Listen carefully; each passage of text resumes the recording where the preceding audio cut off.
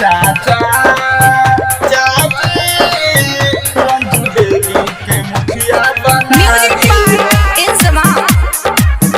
भारत माता की अजय भैया जिंदाबाद जिंदाबाद जिंदाबाद रंजू देवी जिंदाबाद जिंदाबाद जिंदाबाद। हमारा नेता कैसा हो अजय भैया जैसा हो।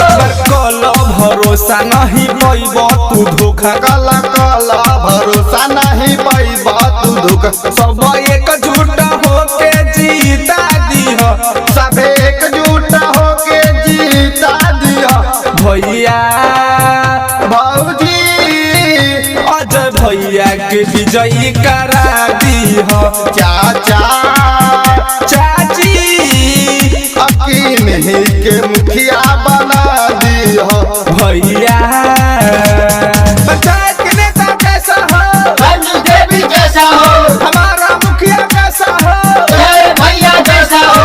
अजय भैया जिंदाबाद जिंदाबाद जिंदाबाद रंजू देवी जिंदाबाद जिंदाबाद जिंदाबाद।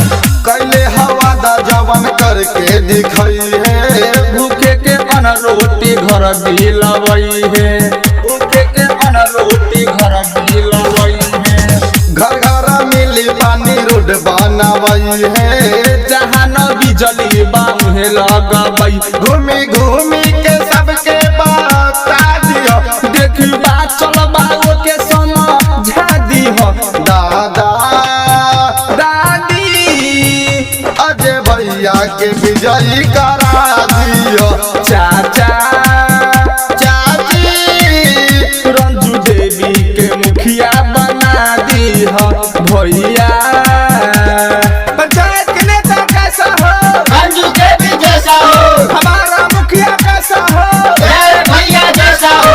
अजय भैया जिंदाबाद जिंदाबाद जिंदाबाद रंजू देवी जिंदाबाद जिंदाबाद जिंदाबाद। गाँव समाज के होई भलाई एक बार इनका के मुखिया बनाई एक बार इनका के मुखिया बनाई हिंदू आ मुस्लिम सिख ईसाई कुंदन विवेक संग संतोष आई रवि राज से घर से कहवा दिह रवि राज से करते कहवा दिया चाचा चाची अजय भाई के विजयी करा दिह भैया भाभी रंजू देवी के मुखिया बना दिया भैया एमएस रिकॉर्डिंग स्टूडियो बधाई।